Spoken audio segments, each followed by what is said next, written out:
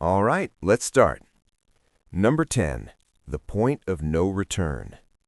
The most terrifying thing about a black hole is that the moment you cross the boundary, nothing looks different. No wall, no flash of light, no warning from the universe. You simply pass a line in space called the event horizon, the boundary beyond which nothing, not even light, can ever return.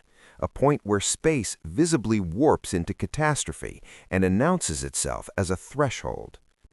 Cross the event horizon of a sufficiently massive black hole and you feel nothing. There is no wall, there is no visible boundary. The local physics at the event horizon for a freely falling observer is indistinguishable from the local physics anywhere else in empty space. Your instruments read normal. Your body feels normal. The cells in your body continue their chemistry. Light continues propagating normally in your immediate vicinity. You cross the most significant boundary in the universe, and it presents itself as nothing. This is a direct consequence of Einstein's equivalence principle, the principle that free fall is locally equivalent to the absence of gravity. A falling observer is an inertial observer. At the moment of crossing, the curvature at the event horizon of a supermassive black hole is mild enough, spread across a region large enough that tidal forces across the span of a human body are negligible. You would not be stretched, you would not be crushed. You would drift across the threshold between the returnable universe and the unreturnable universe, and the only physical fact that would have changed is that every direction inward now leads toward the singularity, and nothing can reverse that. You would find out approximately when you tried to send a signal home and realized no signal could reach the outside. By then, you are already inside. By then, you have already crossed. The event horizon is the most violent and most absolute boundary in the observable universe, and it looks like absolutely nothing as you pass through it. Number 9. The future is a direction in space. This is the fact that makes black holes philosophically different from everything else in the universe, and it is the one that is hardest to absorb. In normal space-time, outside any black hole, time and space play distinct roles. You can choose to move in any direction in space, forward, backward, left, right, up, down. You cannot choose to move backward in time. Time has a fixed arrow. It goes from past to future, from lower entropy to higher entropy, 1 second per second, in one direction only, without exception. Space is something you can navigate. Time is something that carries you.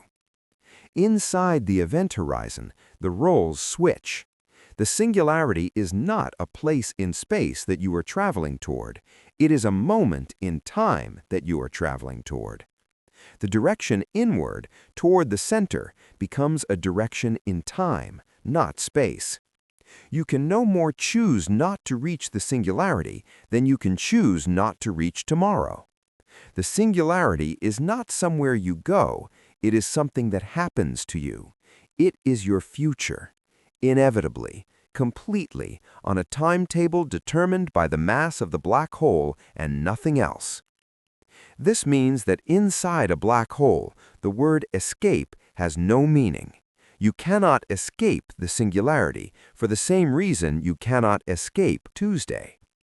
The topology of spacetime has been rearranged so that what was a spatial direction, a direction you could choose to move in or not, has become a temporal direction that is being executed on you regardless of what you do. You have full freedom of motion in every spatial direction, and you are falling toward your death at the speed that time normally operates. Nothing you can do with your rockets, your energy, or your physics can change this. Number 8. Time stops for an outside observer and never stops for the one falling in. This is not a paradox of physics. It is a demonstration that different observers in different gravitational environments genuinely experience different physical realities, and both are correct.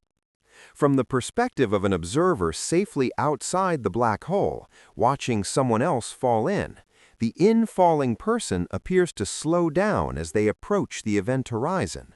The closer they get, the more slowly they appear to move.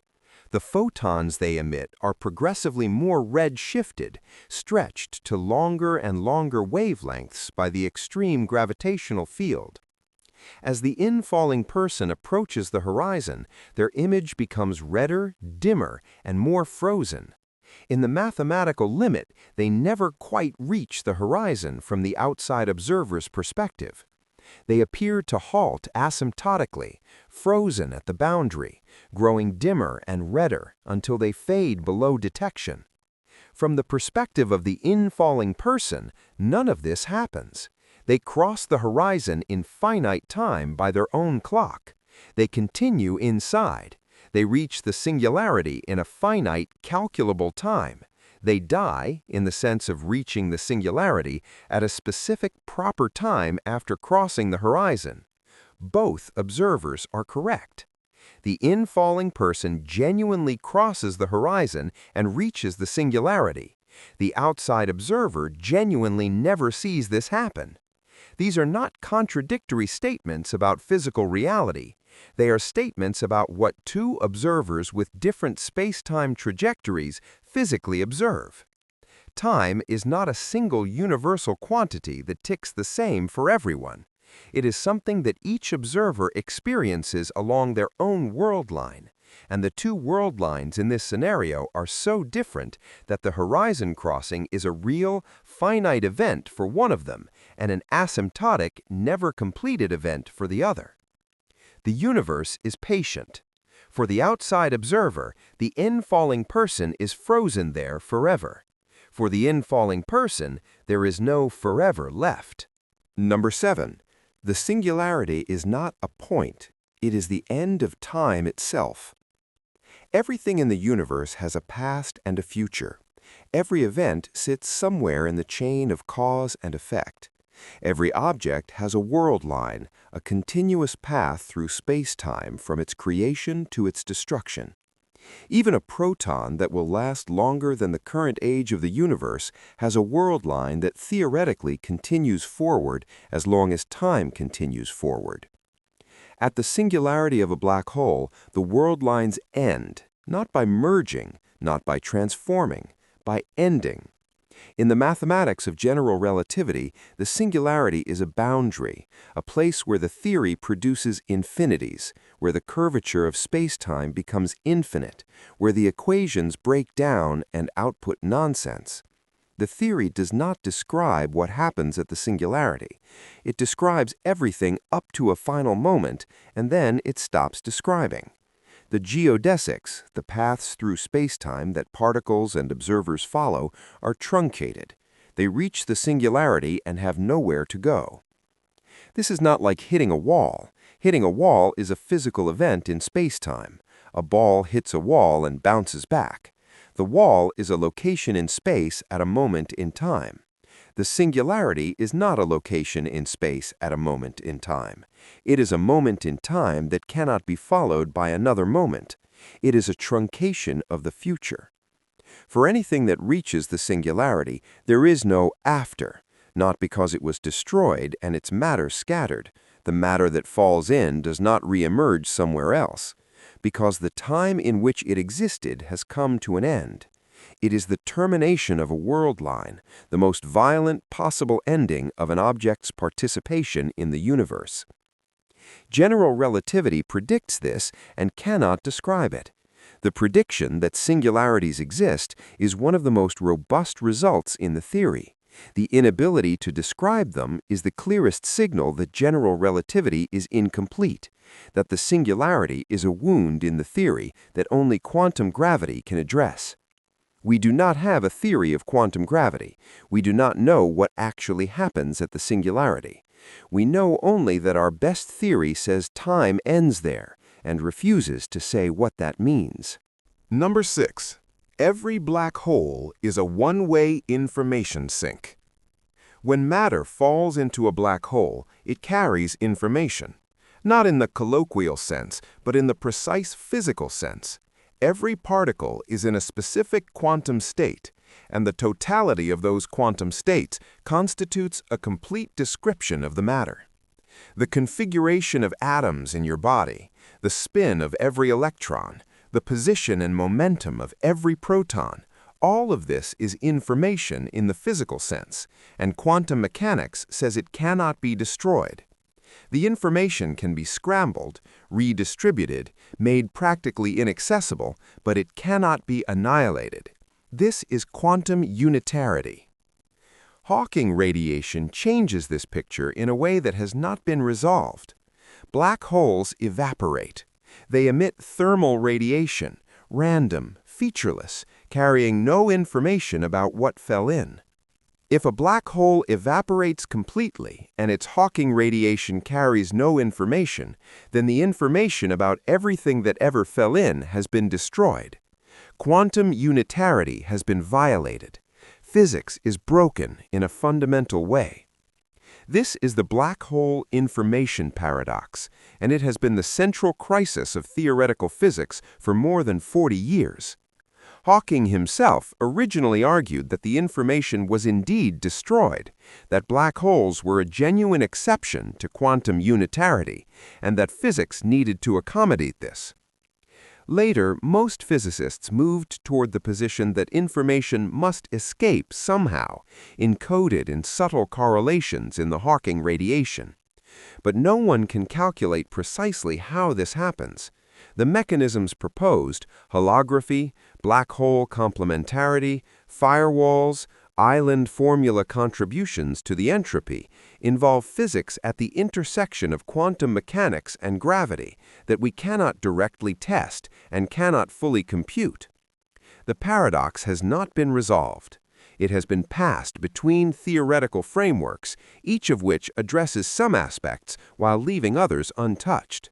Somewhere in the evaporation of a black hole, either quantum mechanics is wrong, or general relativity is wrong, or both. We don't know which. Number 5. The interior of a rotating black hole contains a ring, and the ring might be a portal. Most real black holes rotate. They're formed from rotating stars, and conservation of angular momentum means the remnant spins, often very rapidly. The mathematical description of a rotating black hole is given by the Kerr metric, derived by Roy Kerr in 1963, and its interior structure is radically different from the non-rotating Schwarzschild case.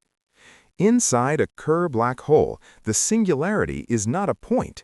It is a ring, a one-dimensional loop of infinite curvature in a specific plane. And here is the feature that has occupied theoretical physicists for decades. The geodesics, the paths through spacetime that fall into the black hole from certain angles, can pass through the center of the ring without encountering the singularity. An object that approaches the singularity of a Kerr black hole along a specific axis can, mathematically, pass through the plane of the ring and emerge into a region of spacetime on the other side. The mathematics of the Kerr metric, maximally extended, contains what appears to be a passage to another region of spacetime, potentially another universe, or another region of our own universe connected to the black hole's interior through the ring singularity. This region is accessible in the mathematics. Whether it is accessible in physical reality is a different question. The extension of the Kerr metric that contains this passage assumes an idealized, exactly axisymmetric black hole in otherwise empty spacetime. Real black holes are not ideal. The interior of a real Kerr black hole is expected to be chaotic. Perturbations from infalling matter would destabilize the inner region and potentially close off or destroy the passage before it could be traversed. Whether the ring singularity passage persists in any physically realistic scenario is unknown, but the mathematics says it is there, and the mathematics of general relativity has a perfect track record of predicting things that later turned out to be real. Number 4. Two black holes that merge send ripples through space-time that travel at the speed of light. On September 14, 2015, at 5:51 in the morning Eastern Daylight Time, The Laser Interferometer Gravitational Wave Observatory detected a signal. The signal lasted approximately 0.2 seconds. It caused the arms of the LIGO detector, each 4 kilometers long, to change in length by less than 1,000th the diameter of a proton. The event that caused this displacement occurred approximately 1.3 billion years ago. Two black holes, each approximately 30 times the mass of the Sun, spiraling toward each other across billions of years, accelerating in their final moments to near-light velocities, and merging in a collision that released, in a fraction of a second, more energy than all the stars in the observable universe combined. That energy was released not as light, not as particles, but as gravitational waves, ripples in the fabric of space-time, traveling outward from the merger at the speed of light, compressing and stretching space in the two directions perpendicular to their travel. These waves crossed 1.3 billion light-years of space, passed through galaxy clusters and voids, and arrived at Earth at 5:51 on a September morning and moved the LIGO mirrors by a distance 1,000 times smaller than the nucleus of an atom. This was the first direct detection of gravitational waves. Einstein predicted them in 1916. It took 99 years to build a detector sensitive enough to confirm the prediction. The merger event, the death spiral and collision of two objects each 30 times the mass of the Sun, lasted fractions of a second and produced a signal lasting 0.2 seconds at an observatory on Earth. The entire event was over before the sound of a finger snap finishes echoing in a room. The universe conducts its most violent events on timescales that make human reflexes look geological. Number 3. The smallest black holes evaporate in a final explosion more powerful than a nuclear weapon in an instant. Hawking radiation, the quantum mechanical emission that causes black holes to slowly lose mass, operates at a rate inversely proportional to the square of the black hole's mass. For large black holes, the radiation is negligible.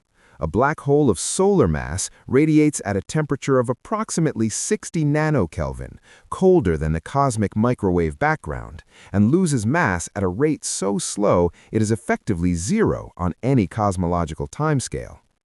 But as a black hole loses mass, its temperature increases. As the temperature increases, it radiates faster. As it radiates faster, it loses more mass. The process accelerates. In the final stages, when the black hole has been reduced to a mass of approximately 1,000 tons, roughly the mass of a loaded cruise ship, its temperature has risen to tens of billions of degrees, and it is radiating intensely. In its final second of existence, a microscopic primordial black hole would release approximately the energy equivalent of millions of nuclear weapons in a final burst of gamma rays and elementary particles. This endpoint has never been observed directly. We have no confirmed detections of evaporating primordial black holes. But if small enough primordial black holes were formed in the early universe, the ones with specific masses would be completing their evaporation right now, exploding in gamma-ray bursts detectable by space telescopes.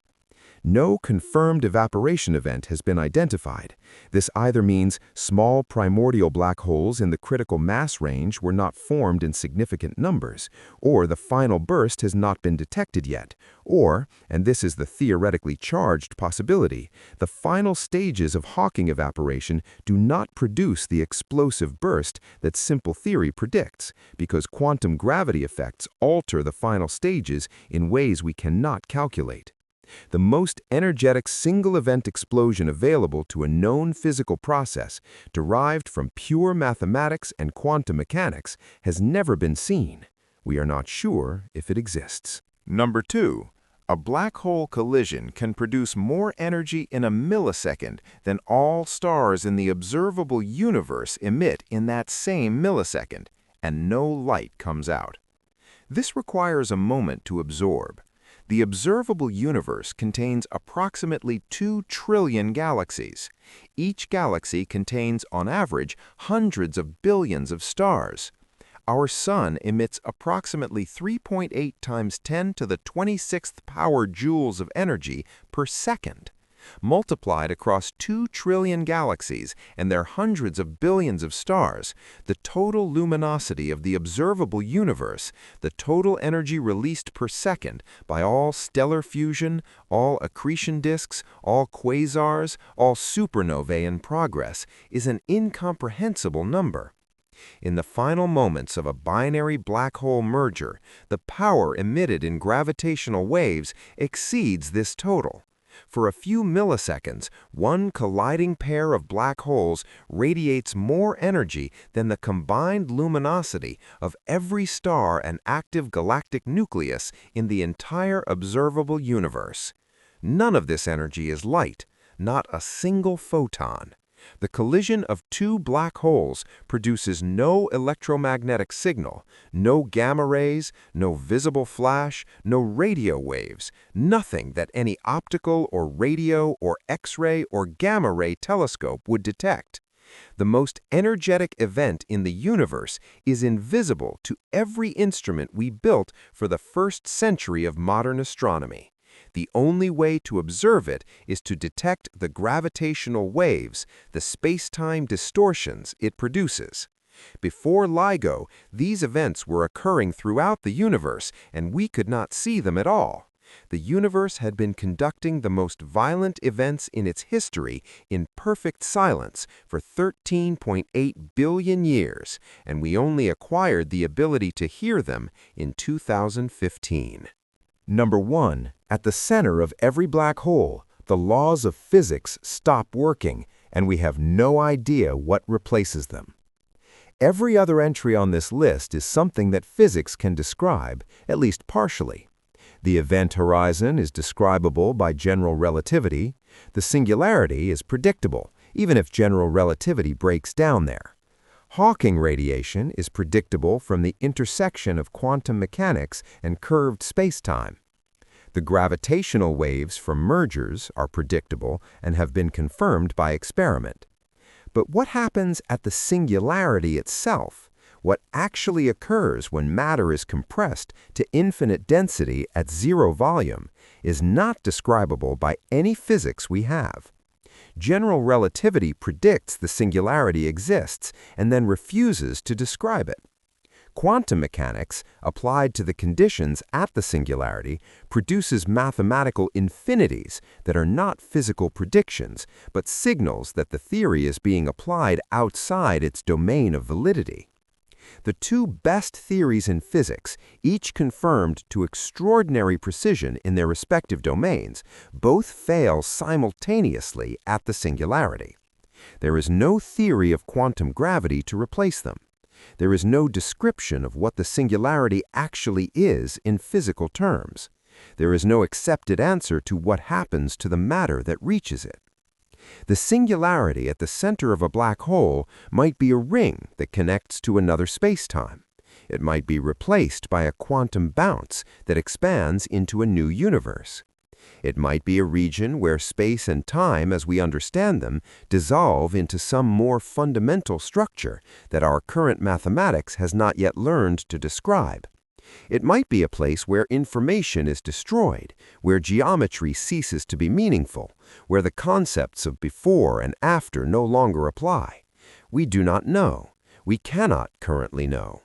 The singularity is the hard boundary of human knowledge about physics, the place where every theory ends and the unknown begins. And the universe has placed one of them at the center of every black hole, which means it has placed them at the gravitational center of every galaxy that has ever existed. The unknown is not at the edge of the universe. It is at the heart of it.